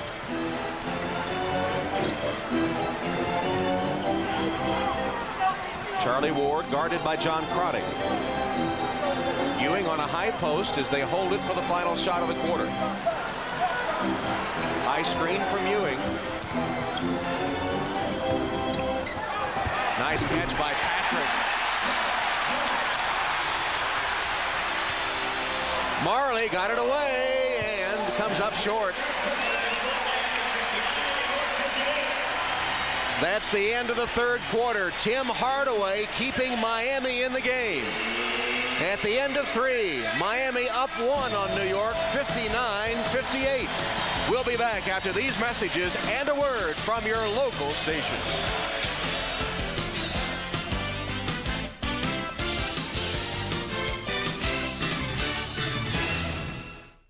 Tom Hammond, Dan Issel, Paul Sunderland, Madison Square Garden, ready to start the fourth quarter. Look at the disparity in free throws today, especially when they had been so evenly matched in the first 2 games, 5 of 8 versus 14 of 19. Hardaway is back to start the fourth quarter, but Mourning is not. And Hardaway forced that one. Bad shot. New York with a chance to take the lead.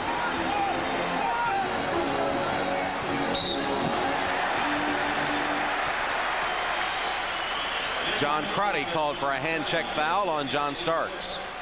Number 2.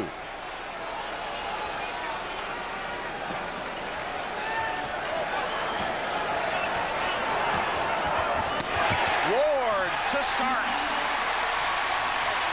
That looked like one of those Heisman passes at Florida State. And a nice play designed by Van Gundy to come out and get Starks an easy basket and get him involved in the offense. With this team on the floor, where are they going to get points? It almost has to be Hardaway, as P.J. Brown takes it to the basket and draws the foul. A screen at the top of the floor springs Starks wide open, and a great pass by Ward. And there's the reaction of the Knicks bench, getting John Starks a bucket. Now Brown, he's hit 1 of 2 free throws. You see his numbers on the game. That ties it up. P.J. Brown, the 4th year out of Louisiana Tech, played 3 years across the Hudson River in New Jersey. Free agent acquisition, and his 2 free throws regain the lead for Miami. And one of those guys that there wasn't a big demand for him around the league, but Riley knew what his value could be to this club. One of the pieces of the puzzle that resulted in 61 regular season wins.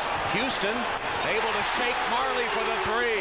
How did he do that? I don't know. I don't know, because he really didn't shake Marley. He shook him, but Marley was still there.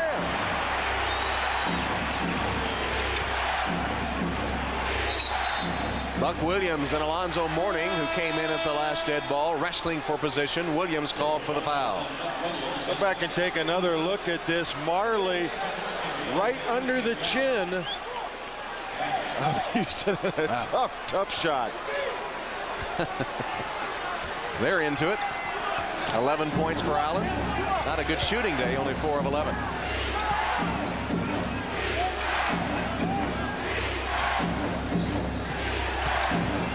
Austin gives it up to Hardaway. Mike Austin from outside. Still 5 seconds on the shot clock. I don't think that's what they were looking for. No, not at all. Ike Austin shooting perimeter jump shots isn't going to win the game for Miami, and I know Pat a little upset with that shot.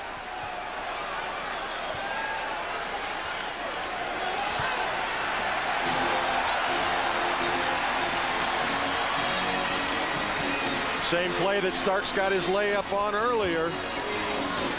Not there this time. Now Starks out on the court. Screen from Buck Williams. Mourning picks him up on the switch. Now Hardaway is back. Starks. Thought Hardaway might have gotten a piece of it, but no, it'll be Miami's ball. Jeff Van Gundy and the Knicks have engineered a comeback with 9:54 left. It's New York by 2. The NBA on NBC. Miller Genuine Draft presents a classic moment of the NBA at 50. Today we look back 27 years this past week to the Knicks' first NBA title. Game 5, the 70 finals against the Lakers. Knick captain Willis Reed goes down hard and has to leave the game. Incredibly, the Knicks won that game without him. Then after a Game 6 loss in LA, Reed hobbled out for Game 7. Then hit his first 2 shots as the inspired Knicks routed the Lakers to win their first NBA World Championship. In recognition of this classic moment, Miller Beer will donate $1,000 to the Thurgood Marshall Scholarship Fund. And there's the Willis Reed banner. Walt Clyde Frazier, now color commentator on the Knicks radio network, has his banner too. And the legendary coach Red Holzman, there he is at courtside. Have a feeling New York fans cannot see that Willis Reed moment often enough. One of the legendary classic moments in the NBA.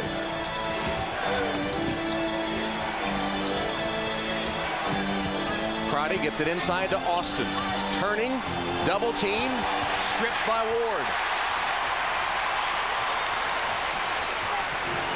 Charlie Ward's been a catalyst in this run, doing a nice job coming off the bench. Much as John Crotty was in Game 2 for Miami, it's been Charlie Ward providing a spark for New York. Allen Houston pushed by Marley. That's 2 on Dan. Second team foul in the period. Houston working against Marley, trying to get another open jump shot, but a little too much contact by Marley. Just over 9 minutes left. High post, Houston. Marley right there. The cutting Starks, blocked by Mourning, and then he pulls it down. Brilliant play by Alonzo. Really was. He came from the far side of the lane. Starks thought he had an easy layup. Mourning knocking it away. Then Charlie Ward took it away, and Starks slams it home.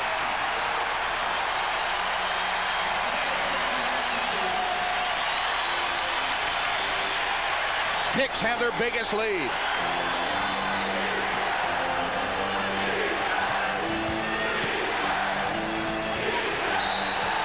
Starks, foul on Mourning.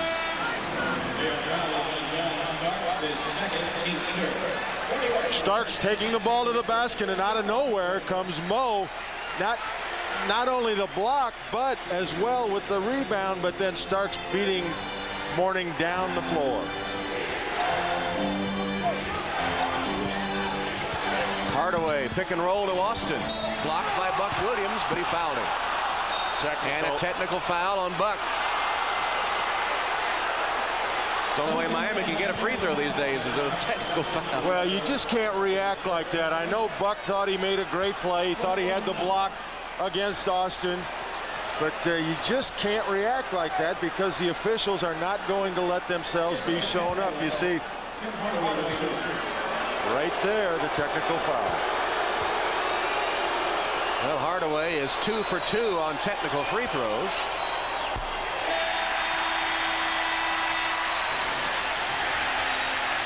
Jeff Van Gundy getting the explanation and saying, I know, but.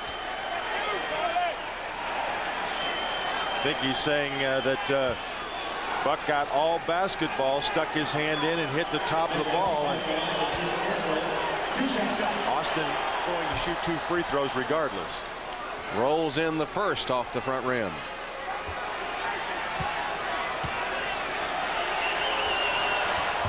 Missed the second. Nice rebound by Buck Williams. Free throw by Austin. Get this, Dan, the first Miami bench points. Wow. Buck Williams over Mourning. Saved by Austin. Tough shot by Buck. Not only was there a lot of contact, but he was trying to do it with his left hand.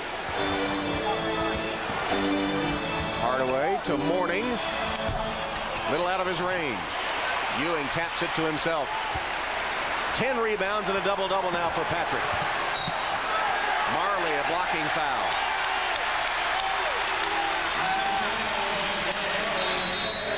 Marley trying to stick with Houston down the side of the court. The official Ed Rush a little bit in the way, but the blocking foul. Marley certainly doesn't agree with that call. 3 fouls on Marley. As we take a break with 7:37 left, and the Knicks leading by 3. The aircraft carrier Intrepid, berthed on the west side of Manhattan, a sort of air and space museum there. And the New York Knicks have done some strafing of their own here in the second half. Overhauled Miami. The Heat led by 12 in the first half. At one point. Patrick Ewing, as always, one of the main guns for the Knicks. Patrick getting fired up. That was a nice little low post move, getting the shot over Ike Austin. 22 for Patrick. Mourning held to 12 so far in the battle of the former Georgetown big men. Leonard, open 3. Air ball. He made his first 4, 2 of them from that spot in the first half. Shots get a little tighter when the game is on the line. Ewing lost it. Mourning with a good deflection. Austin picked it up. Hardaway pulls up with a 3. Oh, wow. Tim Hardaway continues to have no conscience in those shots. And Van Gundy telling us yesterday they've got to take the airspace away. They've got to tighten up. I don't think Charlie Ward could have been any tighter than he was on that shot. 17 points for Tim Hardaway. Lob to Ewing. Again, Mourning fronting, and Austin too late on the weak side help. What has to happen is as soon as Ike Austin sees that ball is in the air, he's got to get down there and cover up for Zoe, who's on the front side. Game 3 so far has belonged to the teacher Ewing over the pupil Mourning. There Alonzo answers, though, with his 14th point, only his 4th point in the second half.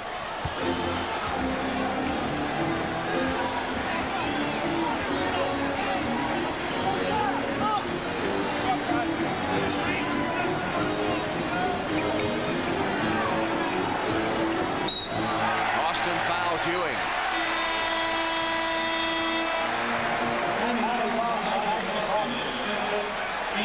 Patrick Ewing, Dan, you being a connoisseur of big man play, is one of the most aggressive position players, isn't he? He really is, and he does a good job of holding off the defender. The reason the foul was called on Austin is because Patrick was taking up the room, making Austin come over his shoulder to hit the ball. Miami hoping to push Patrick out of his comfort zone, but not always successful. He has 24 in the game. There's a push. Marley on Houston.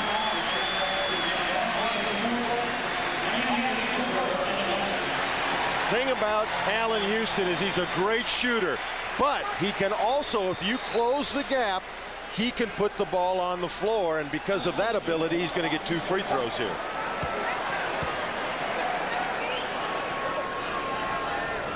And he'll have another. Allen, of course, is a great free throw shooter.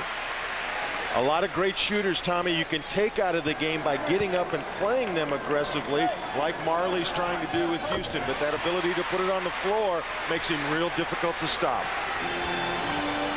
And now it can be told, since it's Mother's Day, he told us yesterday that his mom, Alice, used to intercede when his dad was coach at Tennessee. The teammates would say, you got to call your mom and tell her to lighten up on us. So that was the formula. Bad pass saved by Marty, but he's in deep trouble. Shot clock ticking down. Hardaway misses the 3. Back tap, but right to Starks.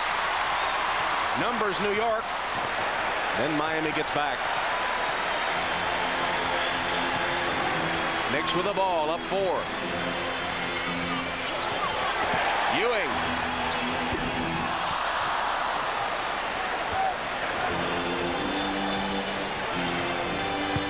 P.J. Brown almost traveled. Here's Leonard.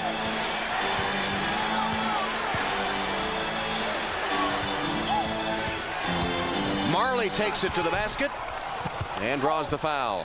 Leonard's going to be a little hesitant to take that shot now, because once again, after that fast start today, he's really not had a lot of shots go down, including an air ball the last time. This time Marley gets by Starks, takes it inside, but the foul, and he'll have 2 free throws.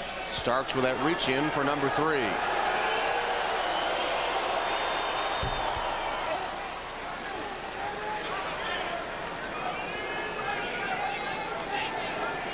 Free throw shooting, or lack of it, have been one of the keys for Miami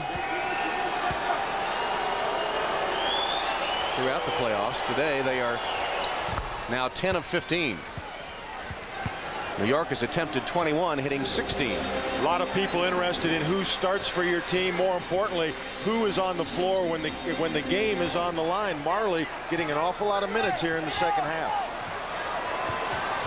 Ewing, that time the backside help was there. Brown and Mourning double team and forced him to give the ball up.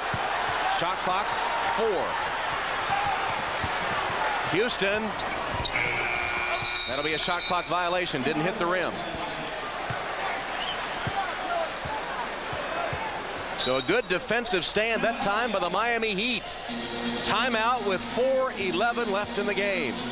Miami will have the ball when we return, trailing New York by 2.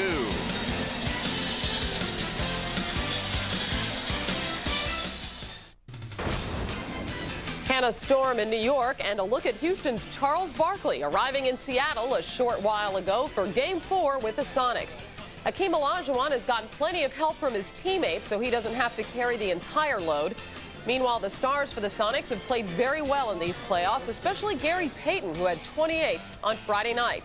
Sean Kemp is Seattle's leading scorer in the playoffs, just under 25 a game.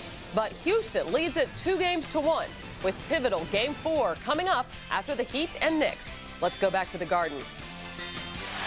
All right, thank you, Hannah. Tom Hammond, Dan Issel, Paul Sunderland at the Garden, where with 4:12 to go, the Knicks leading the Heat by 2 in the teacher-pupil matchup. The teacher, Patrick Ewing, getting the best of the pupil, Alonzo Mourning, today. Both shooting well. And as we said, coming into the game, pretty much a standoff in the series. Slight edge to Ewing today. Both of them shooting the ball extremely well this afternoon. Only 2 field goals this quarter for Miami, but looking to tie the game here, perhaps take the lead with a 3. Leonard for 3. LaShawn Leonard once again finds the 3-point range, and Miami reclaims the lead. Well, that's a tough shot right there, especially considering the last time he heaved it up there, he missed the rim by about 4 feet. There's that shooter's confidence we talked about earlier. 3-point shooting by Miami, key today. Oakley, he'll shoot 2.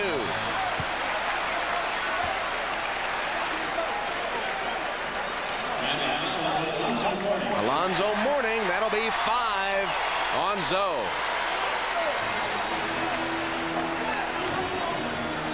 Now, let's see, now they are changing it. And the crowd reacting as it is announced differently after it had been announced on Morning. I think the PA announcer here was hoping that it was on Morning. P.J. Brown getting the foul, and now it is back on Morning. Joey Crawford went back and said no, you were right the first time. It is on Zoe, and that is 5. Ewing's going to miss the whole basket, which enables Oakley to get in, and yes, right there, the foul was on Zoe. I think I was seeing things.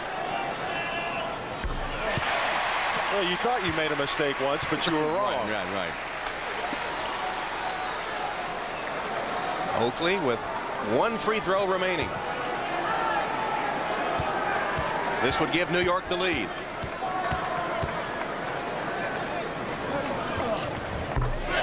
Knicks seesaw back in front.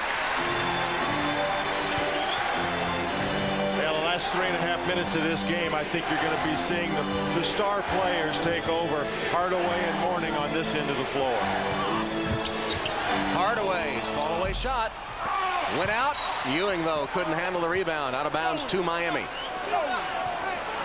Patrick trying to convince Joey Crawford he got pushed from the back, but Crawford having none of it.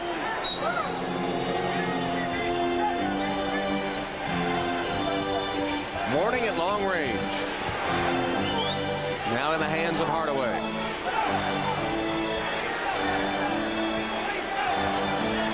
Working on Childs. Ewing comes to cut him off. Leonard for 3. Tough offensive board by P.J. Brown. Leonard takes it to the basket. Reverse no good. Morning puts it home. It won't count. Foul before Morning's putback. Rashawn Leonard, strong move to the basket, and he paid for it too. Rashawn puts the ball on the floor, goes up and under, and he gets hit right across the face by Charles Oakley. Number 3 on Oakley. Good vertical leap by Pat there. And Leonard misses the free throw.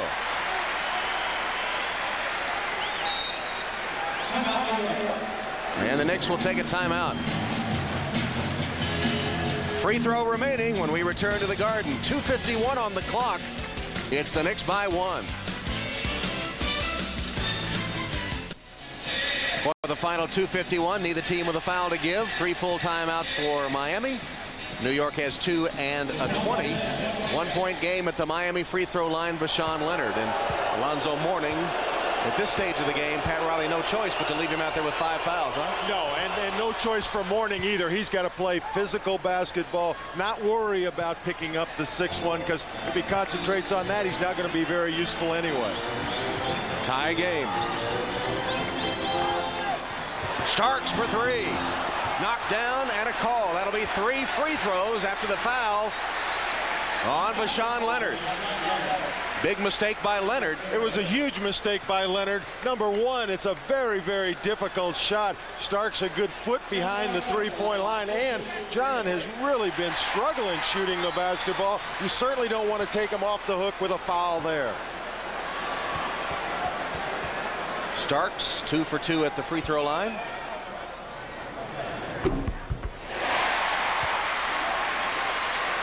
Third foul on Leonard was huge.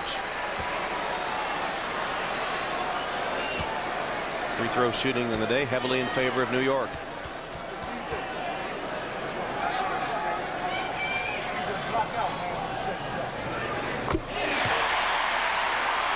Don't forget, still 2 games to come here on NBC. Coming up right after this one, Houston and Seattle in game 4, and then of course Atlanta and Chicago to round things out this evening. Starks hits all 3, and that's the margin of the New York lead.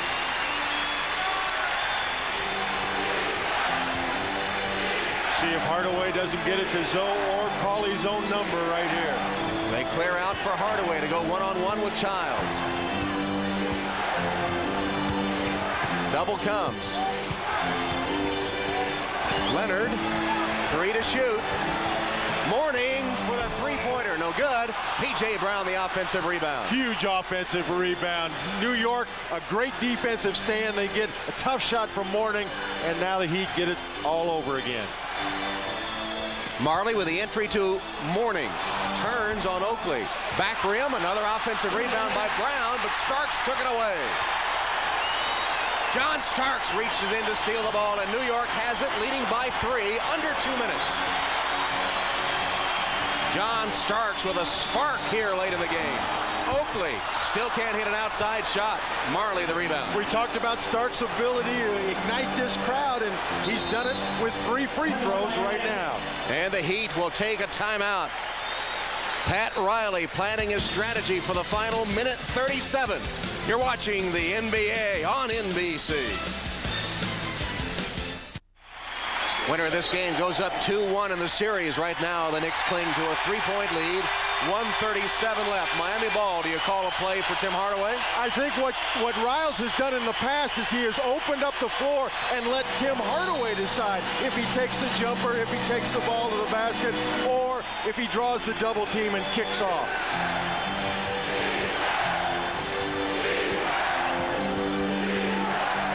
Hardaway gets a screen from Mourning. Starks deflected it out of bounds. Well, it definitely hit Starks. Van Gundy was hoping it also hit Rashawn Leonard on the way out of bounds, but Miami retains possession. 9 seconds on the shot clock.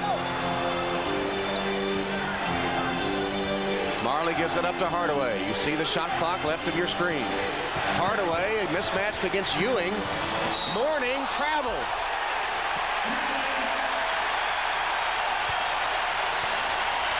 What happens when you have your big men handling the ball out on the floor, a situation that Zoe's certainly not used to, and he shuffled the feet.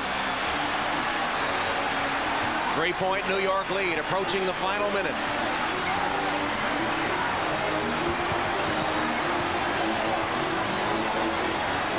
Shot clock down to 7. Houston baseline on Marley. Missed the shot. Oakley had it for a moment. Miami ball. 56 seconds left. Got to give Marley a lot of credit on that defensive stand. He stayed right with Houston, even though Allen got to the baseline for the jumper. Miami trails by 3.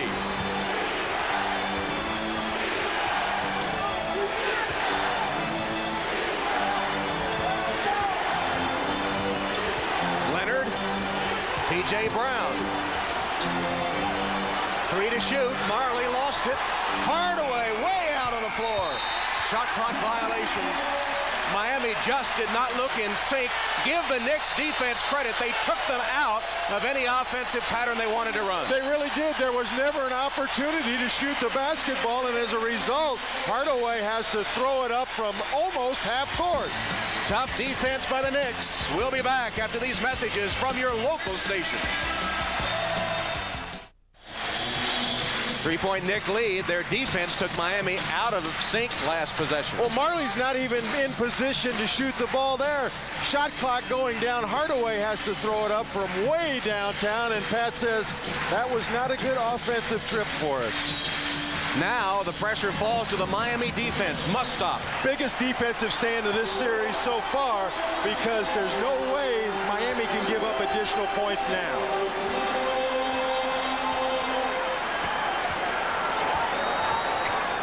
Here's Ewing way out. Mourning slapped it away. Loose ball. Ewing and Mourning.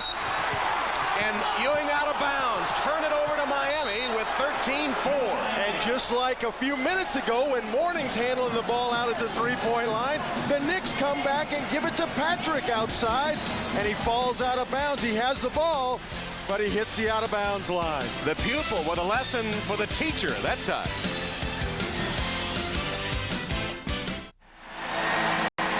There's your timeout situation with 13-4 left in regulation. Ewing just turning it over. Miami's ball, trailing by 3. And once again, a point you made earlier, big men handling out on the floor is a recipe for disaster. It certainly is, because it's a situation they're not used to. Now Miami can move the ball up, but they're going to, yes, they are. They are not going to move it up to the front court, but it has to stay on this side of the floor where Ewing went out of bounds. 13-4 left. New York leads by 3. Hardaway, the inbounds from Mashburn. Chris Childs on the defense. Miami's down 3. Hardaway picked up by Ewing, who blocks it. Patrick Ewing with a block and the defensive play of the game.